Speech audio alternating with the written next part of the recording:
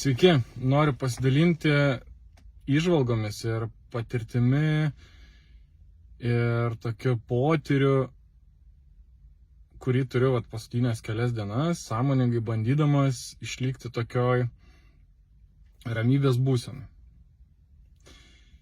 Ir šis etapas 2 dienų, jisai nėra įprastas bent jau man, nes būnant, tarkim, kažkur atsiskyrime arba ramesnėj aplinkoj, kur yra mažiau veiksmų, mažiau kažkokių darbų, mažiau pokalbių, yra visai lengva būti tokiam ramiam būvyje,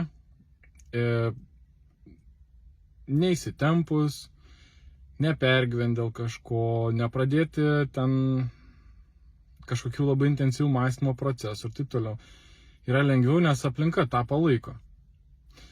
Ir dabar, pavyzdžiui, esu tokioj, sakyčiau, judrioj aplinkoj,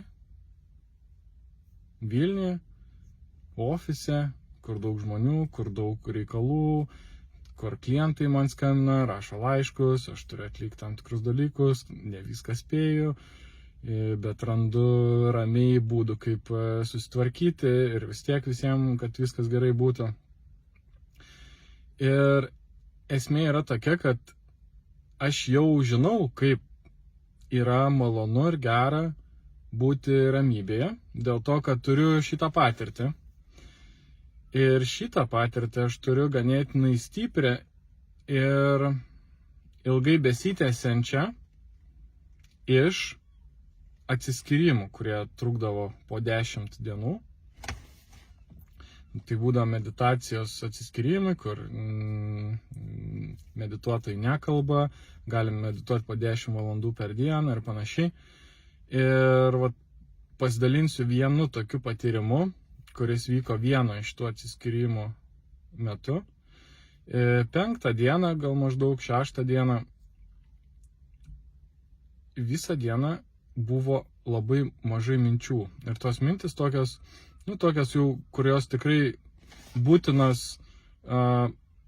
buitiškai, kad, reikia eiti pavalgyti, čia reikia pasimti lėkštę, reikia tą, bet tarsi visos tos mintis, jos tokios čia ir dabar apie šitą momentą, ne apie kažkur nukeliančias į kažkur kitur.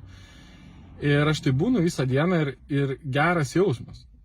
Ir iškart pajaučiu, koks yra geras jausmas, kai protas yra ramybė, kai protas neturi kažkokio intensyvaus mąstymo, neturi kažkokių minčių, kurios kelia emocijas. Tai visą dieną aš tame ir maždaug apie vakarą jaučiu, kad labiau gal tiktų suprantu, kad ateina mintis. Ir tada jau jaučiu, kad už jos yra emocinis potencialas. Jis ateina su tokiu, su emocija, kuri yra stipri. Ir būtent tuo metu supratau, kad viskas, baigės mano ramybė, nes prasidės mąstymas. Prasidės intensyvus mąstymas, nes ta mintis atėjo su emocija, tarsi reikia išspręsti. Ir aišku, aš gal taip juokais pagalvojau, kad viskas baigėsi ramybė, reiks dabar mąstyti. Ir taip vos ne savo pasakiau, kad jau jaučiu, ateina mintis, pradeda mąstyti, toks prasideda. Ir iš tikrųjų tai prasidėjo. Ir vėlgi šitoj situacijai gali būti taip, kad aš išlaikysiu sąmoningumą ir save po minutės 2 pagausiu, sakysiu, palauk, žiūrėk, tu pradėjai mąstyti. Taigi buvai prieš tai ramybėj. Bet tuo atveju emocija buvo stipri ir mano sąmoningumą jinai užgožė. Aš įsivėliau į mąstymą. Mane užvaldė emocija. Tai nebuvo kažkokia ar pyktis, ar nerimas, ar kažkoks, bet tai buvo pakankamai stipru, kad aš pamirščiau savo pagrindinį tikslą tos dienos, išlaikyti ramybę. Tai čia yra keli dabar aspektai šito istorijai. Pirmas, kad apskritai apie šitą tokį dalyką, kad galima taip gyventi, įvaldžius tą ramybę. Bet vėlgi, ar tai yra verta, reikia turėti tą patyrimą, kad suprast, kad verta. Tai aš, kaip sakiau, turėjau patyrimą. Čia tik vieną iš patyrimų pasakojau per šitą retrytą, nes tada buvo labai akivaizdu tas kontrastas, kai aš būnu be mąstymo, tiesiog labai paprastai, žiūriu, tyrinėju, nieko nemastau, tiesiog būna ir geras buvimas, tiesiog gera būti, malonumas. Suduokit, galima palyginti turbūt su tom, kai po darbo dienos atsipalaiduojat, pradeda daryti tai, kas malonu, ne? Ir ateina geras jausmas. Tai šiuo atveju geras jausmas atėjo be jokių išorinių priežasčių, vien dėl to, kad protas yra ramus ir dėl to buvo toks gan geras aplinkos pajautimas ir tas jausmas, tas galėjimas išjausti aplinką tarsi suteikė malonumą, kuris davė tokį užsipildymą ir tokį tiesiog buvimą čia ir dabar, kuris yra visiškai pats savo pakankamas. Ir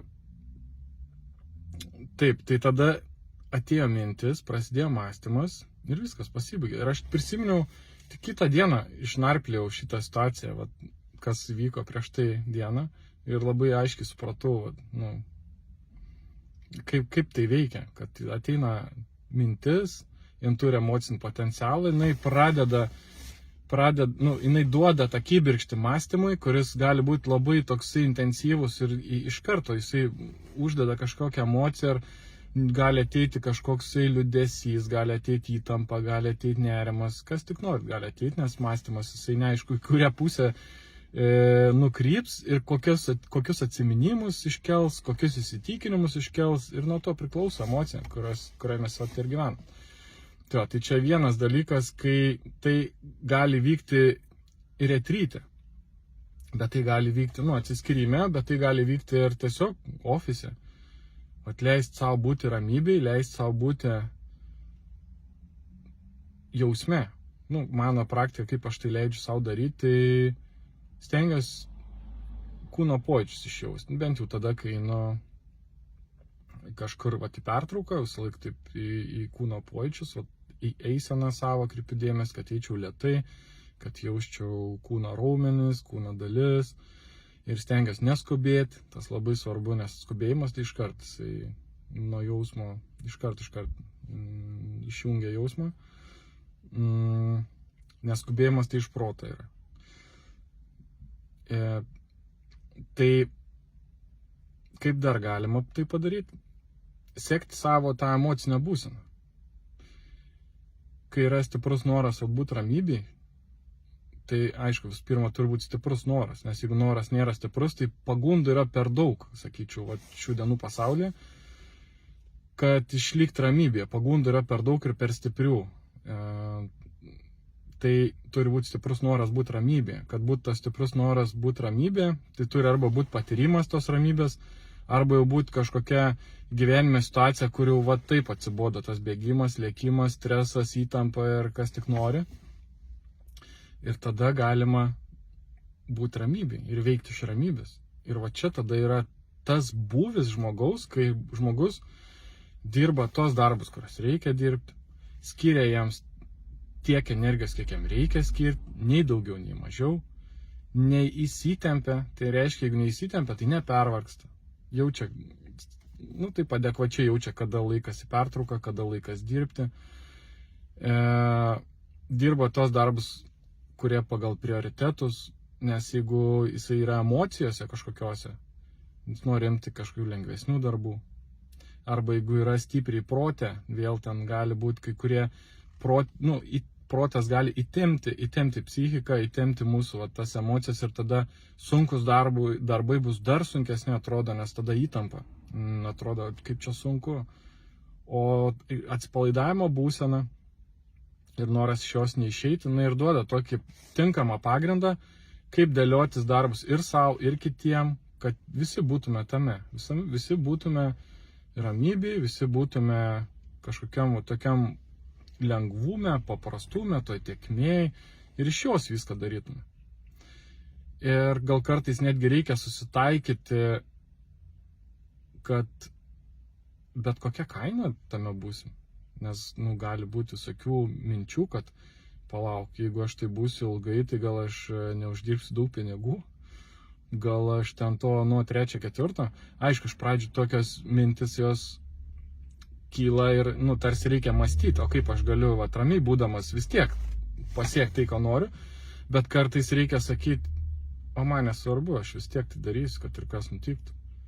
Bet kuriuo atveju iškelti į pirmą vietą. Ir kai mes tai išsikeliam į pirmą vietą, tą vis geriau galim įvaldyti.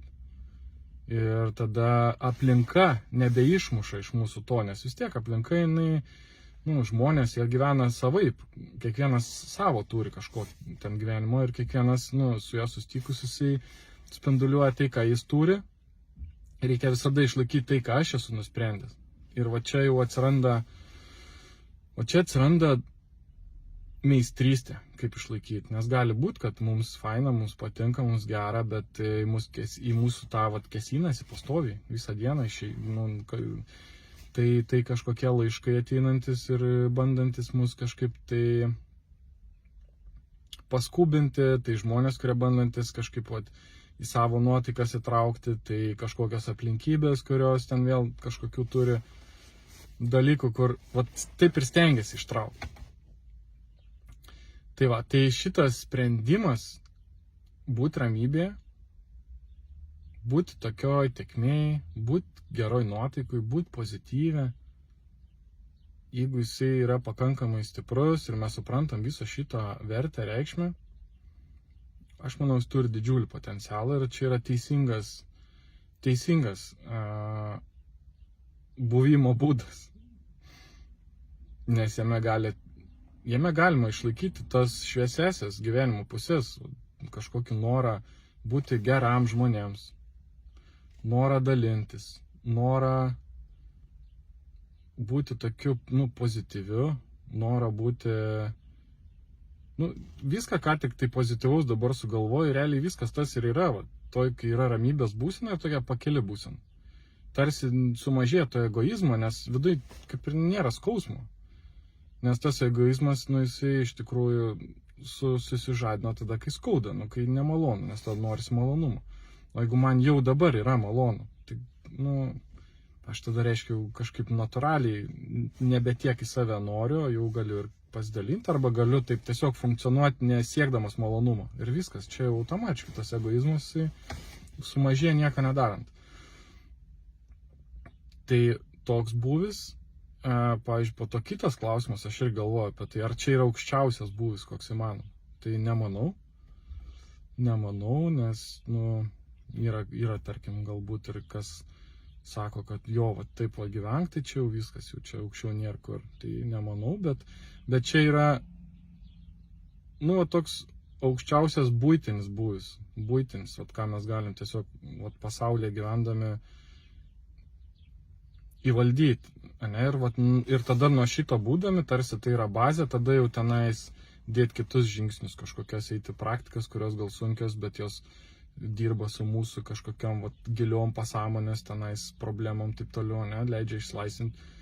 O šitas tiesiog geras, ramus buvimas, jisai leidžia tokią kaip bazę turėti, iš kurios dirbti, turėti santykius, laisvalaikį, kažkokią gerą vidinę būsena, kurioje nėra ten kažkokios baimės, streso, įtampos ir negatyvo ir taip toliau. Tai dar tai pabaigai, kaip tą išlaikyti, tai visų pirma, noras tame būti, noras tą išbandyti ir sąmoningumas, žiūrėt, palauk, kur aš einu, aš jau čia stresuoju, nestresuosiu, nesvarbu, negalvosiu apie tą problemą, rytoj pagalvosiu, arba po 3 dienų. Ir taip į kiekvieną dalyką atsišaudyt, kad aš nenoriu dabar emociškai, atsiprašau, galbūt kitą kartą, bet nesistenk kitų žmonių irgi įtikinti, kad dabar tu irgi būk taip kaip aš, atsiprašau, aš vėliau, rytoj poryt pakalbėsim, dabar tiesiog laikas man įvaldyti šitą, aš noriu, 1 dieną, 2, jeigu galima, noriu. Aišku, tai turėtų nevirsti kažkokiu bėgimu nuo problemų. Bet pradžiai gali būti, kad tiesiog, reikia kažkaip biškį pasidaryti atstumą, kad tobulėti. Ir tiesiog sekti kokią emociją ir suprasti, kad jeigu jau užėjo emocija, viskas, aš jau neberamybė. Ir visai nesvarbu, kokia ta emocija, gali būti gera emocija, kažkokia susižavėjimas, vis tiek tai yra, kokia bebūtų gera, tai yra blogiau už ramybę. emocija, kokia jin bebūtų blogiau už ramybę, nes jinai įvelia į tokius kalnelius, emocinius kalnelius. Ir po gero kalnelio būtinai bus blogas kalnelis. Arba bus kažkas, arba bus nieko ir norėsis malonumų. Ramybė tai yra jau iškart geras jausmas visada, be jokių emocijų. Be jokių išorinių sąlygų. Be jokių, tiesiog, iškart gerai. Nes emocijos tarsi jos turi turėti sąlygas, turi kažkas įvykti, turi būti kažkas va taip, o kažkas taip, tada kyla emocija, jeigu to nėra, tada prasideda mąstymas, kaip tą pasidaryti, tada įtampa, tada dar kažkas, prasideda, čia va, apie tai ir yra visas gyvenimas, kodėl jisai blogas. Dėl to, kad ne per emocijas tai reikia pasidaryti, o reikia per ramybės jausmą. Per tokį normalų, gerą buvimą. Ir visada suprasti, kad gerai, šiandien nebus taip, kaip aš noriu, bet palauk, aš turiu ramybės jausmą, kurį galiu dabar išsikelti, galiu kažkaip pasivaikščioti, galiu kažkur nueiti, galiu kažką padaryti, o galiu tiesiog sėdėti ir įeiti į ramybę, nieko negalvoti,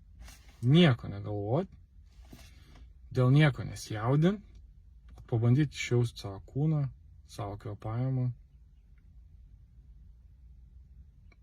pajausti tą pasitenkinimą dabartinę akimirką, tą dėkingumą, kad turiu rankas, turiu kojas, kiti neturi, turiu valgyti, kiti neturi, turiu stogą virš galvos, kiti neturi, nes dėkingumas irgi jisai labai susijęs su šito, nes reiškia, mes kai esam dėkingi, mes tada iškart galim pajausti aplinką, nes jeigu mes esam nedėkingi, tai reiškia, kad mums nepatinka aplinka ir mes norim iš jos pabėgti, ir mes nesam čia ir dabar. Tai yra du būdai, arba pajaus dėkingumą ir tas gražina ir čia ir dabar, arba grįžti čia ir dabar ir tada gimsta dėkingumas, nes ateina geras jausmas iš buvimo čia ir dabar ir tada dėkingumas už gerą jausmą. O geras jausmas automatiškai tada sako, žiūrėk, bet tau gerai. Kas iš to, kad kitas turi tą, trečią, ketvirtą, jeigu jam blogai viduje. Kas iš to, kad jis turi? Juk jam blogai. O tau gerai, tu sėdi, gal nieko neturi, gal blogas oras, gal tenais skolas, gal dar, bet tau vidui gerai. Išmokai susikurti, tau nereikia tų sąlygų. Ir tu gali tame būti, supranti, čia ir yra visa esmė, tai nieko nekainuoja. Tu gali tame būti neriboti, kiek tik nori, tau nieks to negali uždrausti.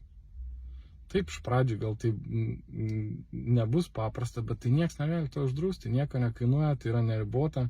Tai yra kiekvieno mūsų teisė ir mes galim su to jausmu visur vaikščioti. Tiesiog reikia išmokti apginti ir reikia išmokti jį įeiti.